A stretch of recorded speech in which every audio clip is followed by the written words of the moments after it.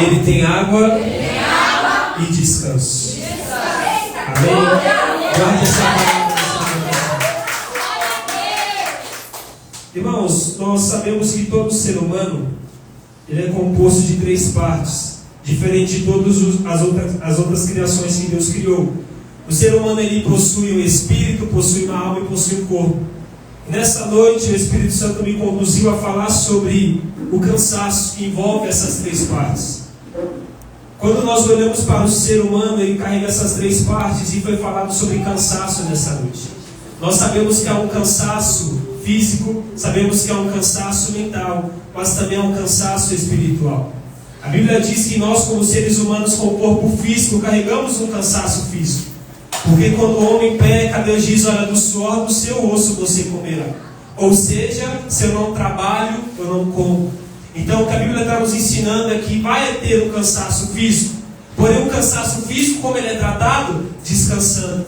Você dorme, você deita, cochila e o seu corpo é revigorado fisicamente. Porém quando nós entramos no campo da alma, que é o campo das nossas sedes, vontades, pensamentos, nós precisamos entender que não é qualquer tipo de descanso que pode trazer a ela revigoramento. Por isso que nós vemos nessa geração, uma geração que está doente de alma. Quais são as doenças da alma neste tempo? A ansiedade, a depressão, crise de pânico. Essa é uma doença que você não sara dormindo. Essa é uma doença que, se você tomar medicamento, te ajuda. Mas somente eu conheço uma pessoa que pode alcançar a sua alma.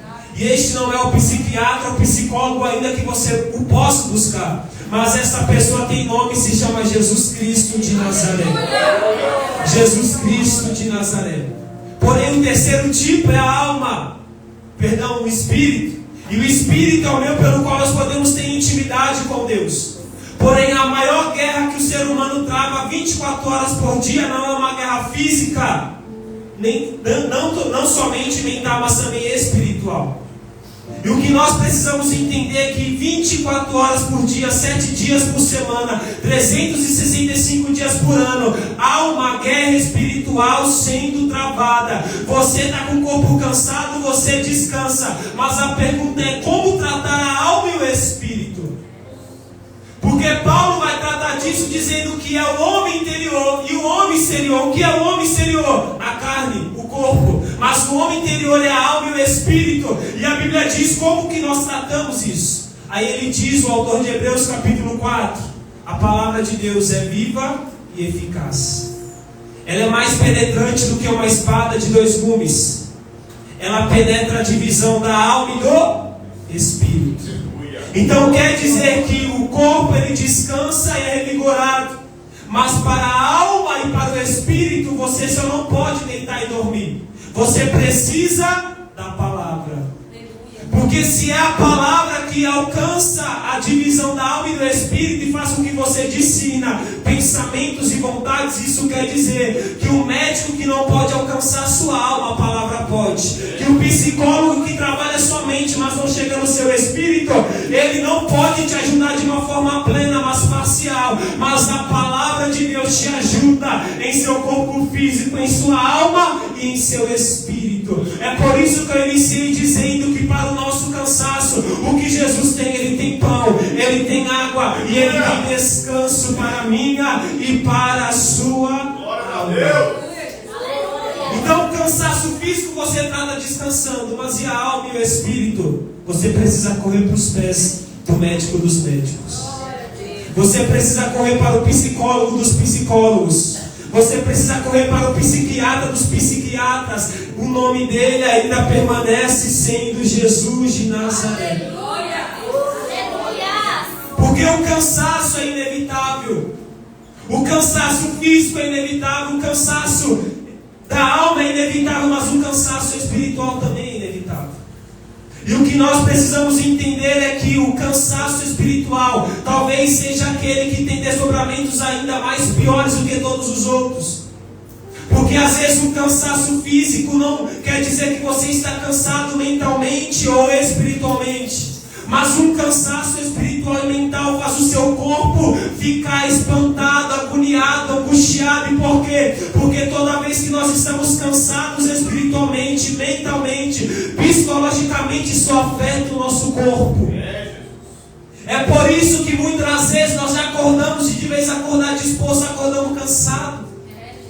Olha o tempo que nós vivemos hoje. É um tempo de um cansaço não somente espiritual, mas um cansaço de alma.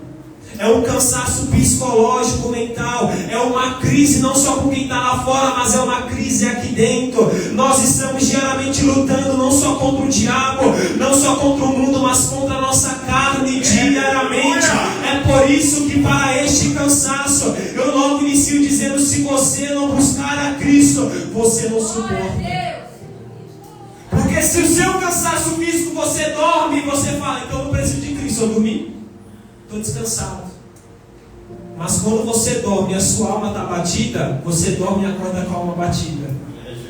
Quando o seu espírito está turbado, você dorme e você acorda pela graça dele, e você está com o espírito turbado. Então o que nós precisamos entender é que para tipo de descanso, você só pode buscar em Cristo. E é sobre isso que nós iremos falar nessa noite. Amém?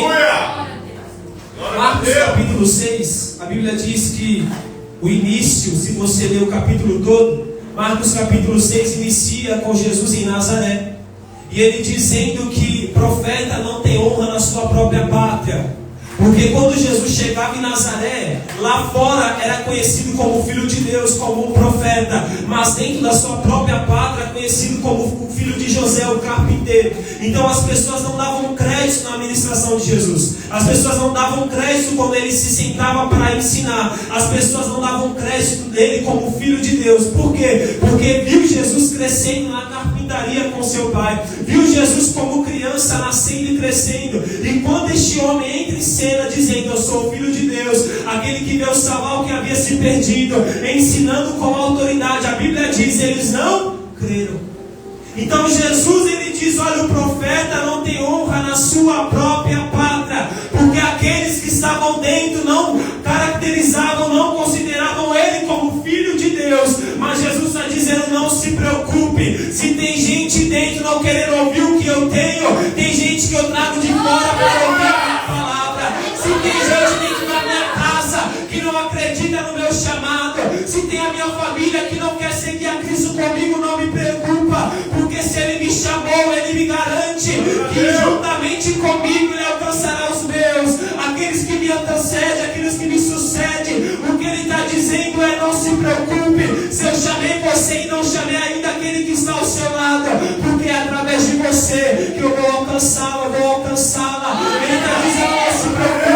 Eu sei que você prega dentro daquela casa, você canta hino naquela casa, e a cada dia parece que o coração está mais endurecido, mas eu conheço Jesus que ainda torna o coração de carne, de pedra, em um coração de carne.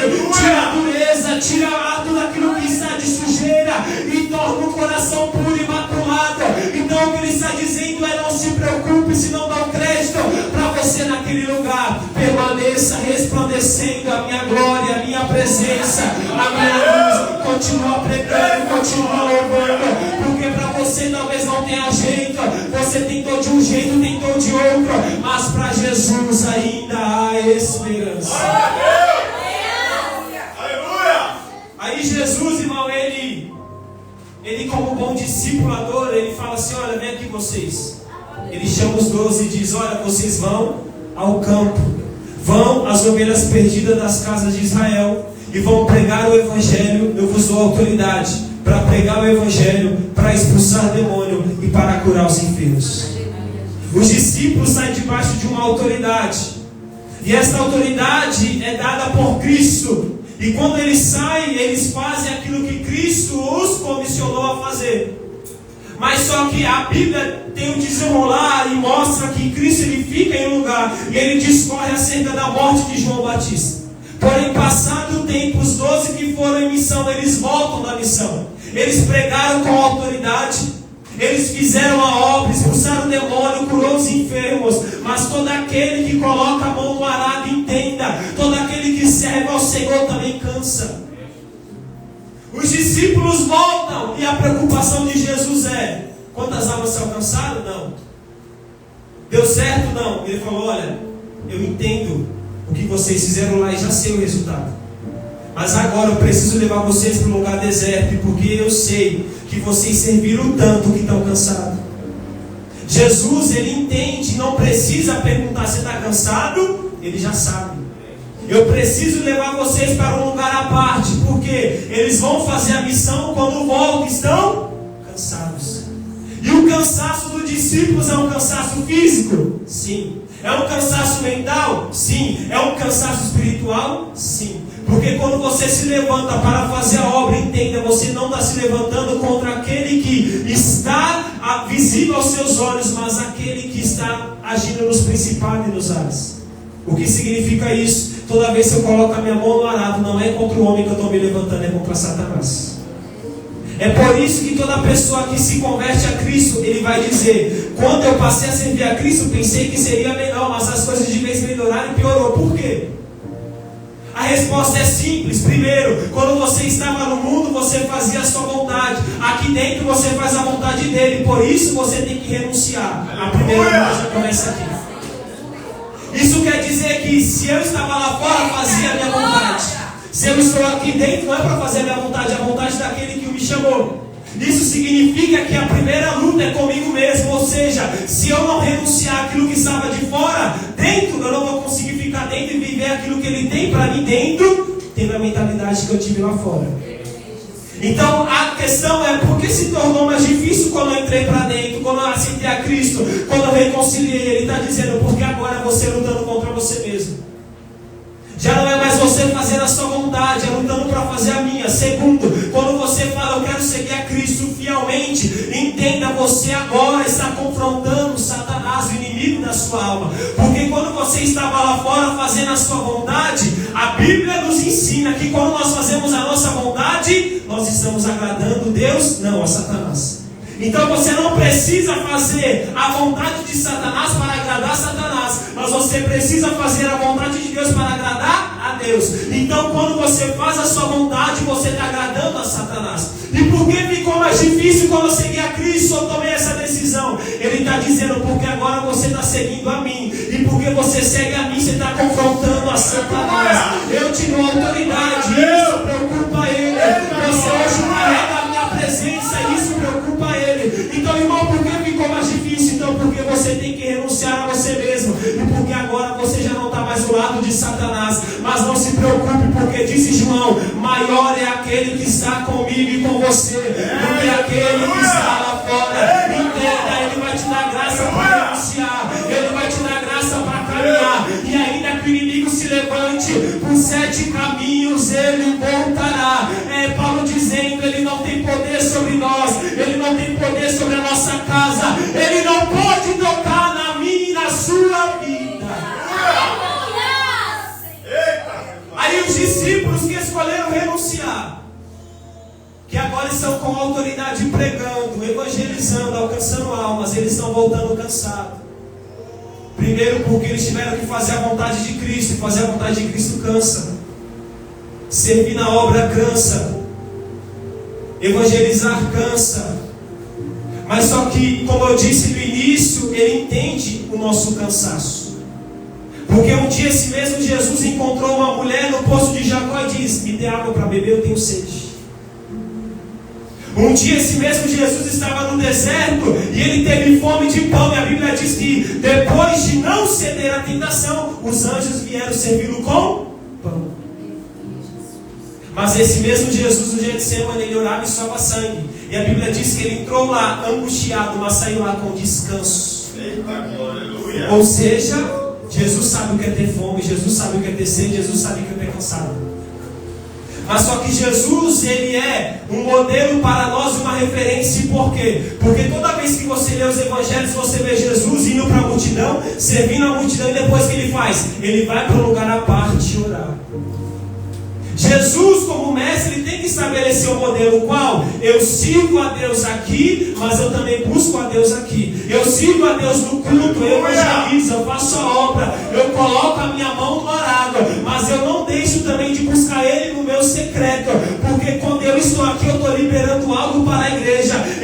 servindo a igreja, mas quando eu entro dentro do meu quarto, é o céu me servindo, é o céu me enchendo. Porque quando você sobe aqui para ter uma oportunidade, para louvar, para servir, seja aqui no seu trabalho, na rua, onde você estiver, você vai estar liberando. Mas se eu não me encher, o que eu vou liberar? Jesus, ele precisa estabelecer um modelo qual? Eu não posso servir apenas a Deus sem fazer algo com Deus. Então fazer algo para Deus é diferente de fazer algo com Deus. Eu estou aqui neste momento fazendo algo para Deus e para a sua igreja. Mas para chegar aqui e fazer algo para Deus, eu tive que fazer antes com Deus. E toda vez que você ou eu, nós se preocupamos em fazer mais para Deus do que com Deus, uma hora o azeite acaba, uma hora a força acaba, uma hora nós estamos esgotados e nós não aguentamos mais. Mas por outro lado, se eu só busco aqui, aquilo que era para eu ser cheio, eu me torno inchado, porque eu tenho muito, mas libero pouco. Então o que Jesus quer que você aprenda é ter o quê? Equilíbrio. Eu não posso só pregar demais, estudar de menos. Mas eu também não só posso estudar e também não aplicar aquilo que eu estou estudando. O que ele está dizendo é, se não tiver equilíbrio de você fazer para mim, mas também fazer comigo, você vai suceder essas coisas não. Você vai permanecer prostrado e caindo. Então o que Jesus está ensinando para os discípulos é, vocês saíram para fazer algo por mim e em meu nome, mas agora eu estou chamando vocês para um lugar deserto para fazer comigo. Aleluia. Porque quando os discípulos voltam, eles estão cansados, fatigados, sobrecarregados. Jesus, ele entende isso e ele se compadece, porque ele entende, ele está se esforçando para fazer a minha vontade, ele está se esforçando para fazer o meu querer, ele está se esforçando para andar conforme as minhas escrituras. Então por isso eu não posso deixar ele desanimar, abatido, ou permanecer no estado que ele está. Então qual é aquilo que Jesus faz? O que é que ele faz? Ele diz, olha, vinde comigo ao lugar deserto. Os discípulos estavam em público, servindo a multidão. Mas Jesus está chamando eles para um lugar deserto, para que eles entendam que tem um momento que nós precisamos descansar. E não confunda descansar com descansar dele, é descansar dele. Aleluia. Porque tem momentos que você quer descansar e falar, vou descansar. Como eu vou descansar? Eu deito no meu sofá e assisto uma televisão. Eu fico lá no celular e isso não descansa nada. Porque na nossa cabeça o descansar é descansar dele, não dele. O que ele está dizendo é, toda vez que eu te chamo para descansar, não é para você ficar dormindo, é para você dobrar o joelho e orar e falar. Aleluia! Porque o descanso espiritual não está em você sentar no seu sofá, porque isso vai te dar descanso físico, mas dependendo do que você absorver, só vai complicar mais o seu cansaço mental e psicológico. Mas se você não entender que ele está te chamando para um descanso espiritual nesta noite, você vai falar em orar quando tem que orar, vai falar em meditar nas escrituras quando tem que meditar, vai falar em vir o culto quando precisa vir. O que ele está dizendo é descansar em mim, não é descansar de mim, mas descansar em mim. Então toda vez que você está cansado, você fala, por que eu vou orar se eu estou cansado? Por que eu vou orar? Eu vou para o culto, eu vou glorificar e vou adorar se eu estou cansado. Mas o que ele está dizendo, à medida que você busca, à medida que você medita, à medida que você adora, à medida que você me serve, à medida que você está fechando a porta do seu quarto para me buscar, eu estou te renovando. Aleluia! Eu estou te renovando. Eu estou te renovando. Jesus, ele chama os discípulos para esse lugar de repouso. E este lugar é um lugar deserto. O que representa este lugar deserto? É um lugar onde ninguém incomodaria eles. E o que seria o meu lugar deserto hoje? Jesus diz, Mateus 6,6: mas vocês, quando forem orar, entre no seu quarto, feche a porta e ore ao seu Pai que está em secreto. E o seu Pai que está em secreto te recompensará em público. O lugar deserto que Jesus está conduzindo os discípulos nada mais é do que o quarto que você entra para buscar. Aquele lugar onde nós tiramos todas as distrações, seja tecnológica, seja algo mundano e passageiro, para estar focado no Senhor. Aleluia! Jesus fala, vamos para o quarto de oração, vamos para o monte, vamos para um lugar deserto. E por quê? Porque lá vocês serviram, agora chegou a hora de eu servir vocês. Então quando você está no ambiente público servindo, é é Ele servindo através de você. Mas quando você entra no seu quarto, fecha a sua porta, é o momento que você reservou para Ele te servir, para Ele te dar a porção que você precisa para preparar. Então, se você falhar, meu irmão, de entrar no seu quarto e orar, ainda que seja 1, 2, 3, 5 minutos do seu dia, você vai progressivamente desfalecendo espiritualmente. Porque o problema, irmão, que o Espírito Santo me ensinou não é deixar de orar um dia. Mas se você deixar de orar um dia, podemos deixar de orar uma semana. Essa uma semana se torna um mês. Daqui a pouco estamos desviados, afastados, desalinhados. Não temos mais força, não conseguimos mais buscar. Mas se eu não tiver força, o que eu faço? Busca mesmo assim. Porque é na sua pouca força que quando você busca, Ele vai te dar a porção que você precisa para se colocar de pé. Porque quantas vezes nós falamos: Senhor, hoje eu não vou orar, eu estou cansado. Senhor, hoje eu não vou buscar, por quê? Porque estou fadigado. É por isso que quando Jesus chamou Pedro, Tiago e João para orar, a Bíblia diz que ele foi, quando ele volta, eles estão orando? Não, estão dormindo. Ele repreende e diz: ore, para que vocês não entrem em tentação. Ele volta segundamente para um lugar secreto, orando sós. Quando ele volta, eles estão orando? Não, estão dormindo. Isso acontece 3 vezes. Jesus diz: olha, a carne é fraca, para nada aproveita, mas o espírito está pronto. O que significa a carne é fraca? Não quer dizer que você peca porque sua carne é fraca. Porque segundo Paulo, a carne milita contra o espírito contra a carne vence quem está mais forte. Se a minha carne está vencendo, não é porque ela está fraca, é porque ela está forte. O que Jesus está dizendo é: a carne é fraca, ou seja, a sua carne, depois de um dia desgastativo de trabalho fadigante, sim, dispõe a orar, mas o espírito está pronto. A sua carne se dispõe a buscar ao Senhor quando tudo parece que vai mal, quando as coisas já ali viraram de cabeça para baixo, mas o espírito está pronto. O espírito está pronto para o quê? Jesus está dizendo: para fazer aquilo que a carne se dispõe, o quê? Orar, buscar, descer, se humilhar, se prostrar. E por quê? Porque quando você busca mesmo na nossa pouca força, Paulo diz: a graça do Senhor, ela me basta, porque o seu poder se aperfeiçoa na minha fraqueza. Isso não quer dizer que é para eu e você permanecer em fraqueza espiritual. Isso quer dizer que quando ela chegar, nós precisamos buscar para que ela nos aperfeiçoe e nos fortaleça novamente. Então Jesus conduz eles para um lugar de descanso.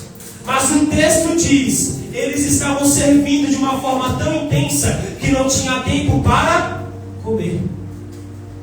Porque vai ter tempo na minha vida, irmão, na sua vida, que você vai fazer mais de um lado do que do outro. Vai ter tempo que você vai estar servindo mais, trabalhando mais. Vai ter tempo que você vai estar buscando mais, se enchendo mais. Mas só que Jesus está dizendo eles chegaram ao extremo, um ápice de desgaste, cansaço, porque eles não tinham comido nem pão. Provavelmente não tinham bebido nem água. Ou seja, eles foram levados a um desgaste físico, mental e espiritual. Jesus, sabendo disso, quando ele chega no lugar deserto, ele diz: repousai. Certamente levou pão, certamente levou água. E por quê? Porque, como eu disse no início, pro meio do seu cansaço, ele não pega e fala assim: quer saber, você está cansado, não quero saber mais de você. Pro meio do seu cansaço, ele não abre uma sepultura, ele tem pão, água e descanso. Aleluia! É por isso que um dia, um grande profeta de Deus, chamado Elias, a Bíblia diz que Elias confrontou Jezabel, Acabe e 850 falsos profetas, 450 de Azera e 400 de Baal. Ele venceu esses 400 profetas de Azera, 450 de Baal, e a Bíblia diz que quando Jezabel ficou sabendo, mandou um recado para ele dizendo: Elias, até 24 horas você está morto. O Elias que orou, o céu cerrou, orou, o chuva desceu. O Elias que orou, o fogo caiu do céu. O Elias que matou 850 falsos profetas, ele recebe um comunicado, sabe o que ele faz? Ele corre com medo. Como pode? O que seria uma mulher como Jezabel para aquele que matou 850 profetas dela. Porque o que é mais forte? O Deus que nós servimos ou o inimigo deste mundo que nos levanta contra nós? Certamente a resposta é o nosso Deus. Mas a pergunta é: por que Elias está fugindo com medo? Porque Elias travou tantas batalhas que ele foi levado ao desgaste. Ele foi levado ao cansaço mental, físico, mas espiritual. Elias recebe o recado e ele foge para onde? Para o deserto. Ele foge para o deserto e se assenta e se deita debaixo de um zimbro e começa a dormir. Quando ele dorme, sabe quem aparece para ele? O anjo, dizendo: ei, homem de Deus, levanta. E depois, Senhor, come. Mas só que ele estava tão cansado que ele levanta, come, bebe. Ele vai embora? Não, ele volta a dormir. Aí a Bíblia diz que quando, segunda vez, ele dorme, o anjo na cabeceira dele: Elias, acorda, come, bebe. E depois, Senhor, levanta, porque a sua caminhada ainda é longa. Aleluia! Lembra o que eu disse? Qual é o bilhete de Jezabel? Até 24 horas você morre. O que o anjo diz para ele? Levanta, come, porque a caminhada ainda é longa. É por isso que eu disse que para o nosso início, para o nosso cansaço, Deus ele está olhando lá de cima e Ele não quer rejeitar a mim e a você, porque Deus não enxerga o nosso presente, o nosso momento apenas. Ele enxerga o nosso futuro. Elias está pensando: Senhor, eu vou morrer, eu não aguento mais. Mas Deus está dizendo: Elias, para com isso. Na minha presença eu tenho pão, eu tenho água, eu tenho descanso, mas eu tenho uma palavra de ordem. Levanta e anda, a caminhada ainda é longa. Jezabel se levantou, o problema se levantou, a adversidade se levantou, Satanás se levantou. É um problema na família, é um problema no serviço, é um problema em casa, é um problema conjugal, é um problema psicológico. Mas Ele me trouxe aqui nessa noite para te dizer, te trouxe aqui para te lembrar: levanta, come, bebe, porque a caminhada ainda é longa. Para o seu cansaço eu tenho pão, para o seu cansaço eu tenho água, e para o seu cansaço eu tenho descanso. Mas só que Elias, ele sai do deserto e vai para onde? Para dentro de uma caverna. Aí Elias fala: Senhor, eu não sou melhor do que meus pais. Por que, Elias? Porque só sobrou eu, Senhor. Deus, quando vai ter com Elias, a Bíblia diz que passa o vento, passa o fogo, passa o ar. Deus não estava nisso. Então, de repente, uma voz mansa e suave veio até Elias. Não foi um pregador gritando ou falando baixo. Foi uma voz mansa e suave do Senhor que veio do céu dizendo: Elias, o que fazes aqui? Ou seja, isso dá a entender que não foi Deus que levou Elias para a caverna. Foi Elias que se conduziu até lá. Porque tem caverna, irmão, que não é Deus que nos conduz, somos nós. Caverna é essa, pregador? Ele está dizendo uma caverna emocional, uma caverna espiritual, uma caverna mental, em que de alguma maneira parece que nós estamos presos dentro de um labirinto, correndo de um lado para o outro, e parece que nunca vamos sair. Aí Deus olha para Elias, gente daquela caverna, e pergunta: Elias, o que fazes aqui? Elias novamente repete: Senhor, eu não sou melhor do que os meus pais. Ele diz: Senhor, é melhor o Senhor me levar logo. Porque Elias, no seu cansaço, ele não pensa: para o meu cansaço, Deus tem pão e água e descanso. Ele pensa: para o meu cansaço, é melhor morrer. Porque quando nós estamos cansados, a gente não pensa: eu vou descansar, eu vou buscar, Deus vai me revigorar e vou permanecer. Nós preferimos falar: Senhor, me leve logo. Porque no nosso cansaço vem um pensamento de desistência, não de permanência. E a Bíblia diz que o Elias que está cansado e quer desistir, está pedindo a própria morte. É alguém que já foi levado ao ápice da sua dor mental, física, mas espiritual. É alguém que está olhando para o lado e dizendo: Senhor, não tem mais esperança. Deus, aleluia. Porque o que é, irmão, a depressão? O que é a ansiedade? O que é o cansaço? Depressão é você se apegar e ficar preso àquilo que é passado. A ansiedade é o excesso do futuro. Mas a crise do pânico, o problema mental, o cansaço, a fadiga, ela acontece no presente. Mas só que nós servimos um Deus que tem o controle do nosso passado? Sim. Que tem o controle do nosso futuro? Sim. Mas que também tem o controle do nosso presente.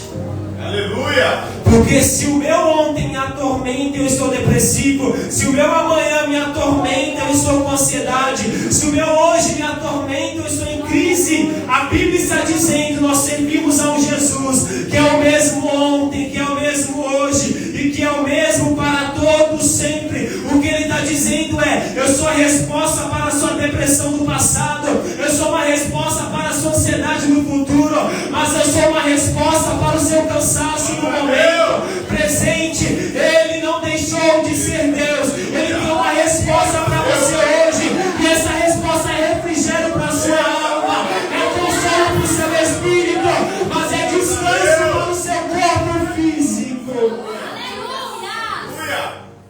Aí Deus está lá te olhando para ele. Elias, meu profeta, meu servo está pedindo a morte. E Deus poderia ter falado, Elias, não preciso de você mesmo? Vem. Mas só que nós precisamos aprender com Cristo e aprender com o Pai, que quando nós estamos cansados, nós não devemos rejeitar primeiramente a Deus e o plano que Ele tem para a nossa vida. Porque quando a gente está cansado, a primeira coisa que a gente quer fazer é o quê? Chutar o balde. Eu não quero saber mais dessa casa, eu não quero saber mais desse homem, dessa mulher, eu não quero saber mais desses filhos, eu não quero saber mais desse emprego, eu não quero saber mais de obra, eu não quero saber mais de pastorear, eu não quero mais ajudar as pessoas que parecem só trazem mais problema para a minha vida. E de alguma maneira aquilo vira uma bola de neve. Daqui a pouco nós estamos na mesma crise. Elias estava passando por isso. Mas como eu disse no início, para o nosso cansaço Deus não tem sepultura. Para o nosso cansaço Deus não tem morte e condenação. O que Ele tem? Pão. Ele tem água e Ele tem descanso. Isso pode me ajudar fisicamente, porque comer pão, beber água e dormir me ajuda fisicamente. Mas o que Jesus está dizendo, espiritualizando, é: este é o pão, esta é a água. Aleluia! Este é o pão, Glória a Deus! esta é a água. Está cansado fisicamente? Tem pão e água. Aleluia! Mas você está cansado na sua alma, no seu espírito. Este é o pão, esta é a água, esta é o descanso que Ele te dará. Ou seja, a presença dEle permanece curando, restaurando, mas também levantando aquele que está caído. É por isso que Isaías diz: aqueles que esperam no Senhor renovarão as suas forças, subirão e voarão como a águia, caminharão e não se cansarão, correrão e não se fadigarão. Você entende isso? É um renovo tão grande que você vai caminhar e não tem cansaço, você vai correr e não vai se fadigar. Ele está dizendo isso fisicamente? Não, é espiritualmente. Porque a maior dor, o maior processo, o pior desgaste não é o físico da alma, é do espírito. Porque esse altera todos os outros, mas os outros não alteram o espírito. Então, quando o cansaço é espiritual, nós chegamos que nem Elias dizendo: Senhor, chega, não aguento mais, acabar com tudo, pode me levar, eu não quero saber mais de obra, eu não quero saber mais das suas promessas, porque no cansaço esquecemos até as promessas. Porque o cansaço nos leva a desanimar. E o desânimo nos faz olhar não para aquilo que é eterno, não para aquilo que Ele disse, mas para aquilo que está acontecendo. Por isso uma frase clichê é: para o nosso cansaço é necessário descansar e não desistir. Porque nós já ouvimos essa frase diversas vezes. Você está cansado? Não desista, descansa. Mas a questão é: onde você está buscando descanso? A questão não é que você está cansado ou se você vai ficar cansado, porque o cansaço é inevitável na minha e na sua vida. A pergunta é: onde você vai buscar o descanso? Aí Jesus sabiamente diz: vinde a mim. Eita glória, aleluia! Vinde a Glória a mim, Deus! todos vós que estáis cansados e sobrecarregado. Aí ele diz: e eu vos aliviarei. Aí ele diz no 28 de Mateus 11: tomai sobre vós o meu jugo. Aprendei de mim, que sou manso e humilde de coração. O que Jesus está dizendo é: quando você vem até mim, sou eu aquele que tem fonte de revigoramento para você. Quando você vem até mim, eu tenho descanso para a sua alma. Quando você vem a mim, eu tenho algo para você. E isto é: eu tiro o cansaço, eu tiro o fardo e coloco o meu jugo que é suave, o meu fardo que é leve. Aleluia! Mas a pergunta é: por que quando nós estamos cansados nós não queremos ir até Ele?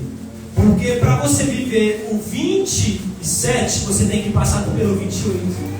O que é isso? Para você alcançar o descanso dele, ter o seu enfado, o cansaço aliviado por Ele, você precisa passar pelo 28, que é tomar o jugo.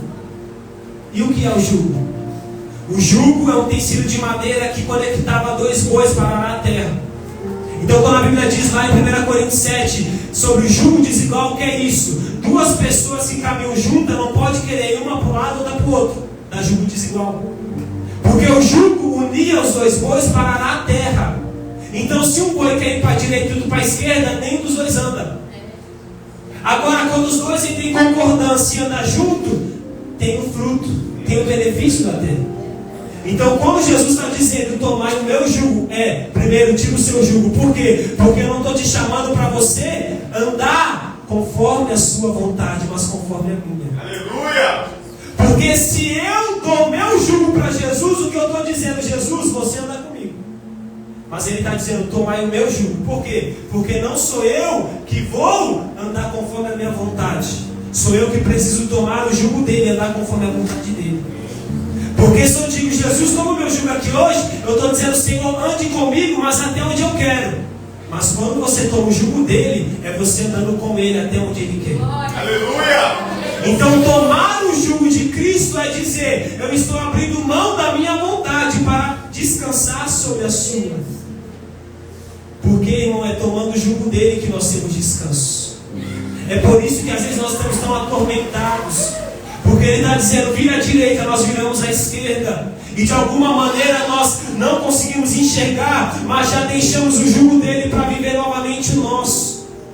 Então o que ele está dizendo é: tome o meu jugo, tome a minha vontade, faça o meu querer, se esforce na sua fraqueza para fazer a minha vontade. Porque à medida que você toma o meu jugo é suave, o meu fardo é leve. Ele está dizendo: o seu jugo está fazendo você parar, o seu jugo está fazendo você retroceder. Mas se você entender que para você eu tenho um jugo que é suave e um fardo que é leve, você já teria tomado o meu jugo. É por isso que Jesus está dizendo: vinde a mim, todos vocês que estão cansados e sobrecarregados, mas eu vou aliviar vocês quando vocês tomarem o meu jugo. E tomar o jugo nada mais é, irmão, do que se esforçar para fazer a vontade dele. Aleluia! Se ele está me mandando ir pela rota A, eu vou pela rota A. Se ele está mandando perdoar, eu perdoo. Se ele está mandando abraçar, eu abraço. Se ele está mandando amar, eu amo. Tomar o jugo de Jesus é seguir a vontade dele. É por isso que nós queremos viver o descanso, mas não conseguimos, porque não queremos abrir mão do nosso jugo. Então, quando os discípulos vão com ele para o deserto, a Bíblia diz que eles estão abrindo mão do seu jugo para viver o jugo de Jesus. Então, para o meu e o seu cansaço, nós precisamos tomar o jugo dele, que é suave, e o fardo dele, que é leve. Então, entenda nessa noite, meu irmão, que diante do seu cansaço, ele não desistiu de você. Diante da sua crise, seja mental, física, psicológica ou espiritual, ele não desistiu de você. Aleluia! O que ele está dizendo é: venha para mim. Porque no nosso cansaço, qual é a nossa mentalidade? Eu vou correr dele, não para ele. Eu vou buscar qualquer coisa que me traga prazer momentâneo para me esquecer dessa dor que está acabando com a minha alma e com o meu espírito.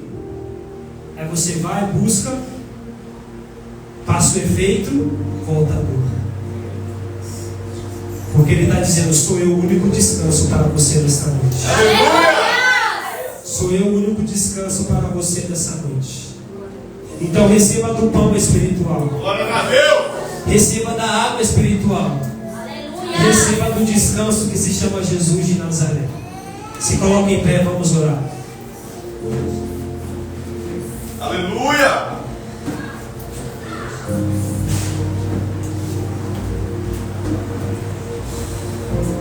Feche seus olhos, irmão. Quero orar pela sua vida.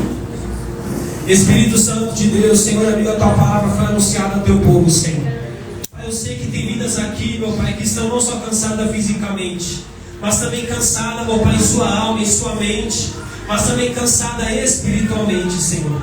Pai, de uma forma poderosa, eu oro, Espírito Santo, que o Senhor possa, como uma flecha, alcançar esta alma, este espírito e este corpo físico neste momento.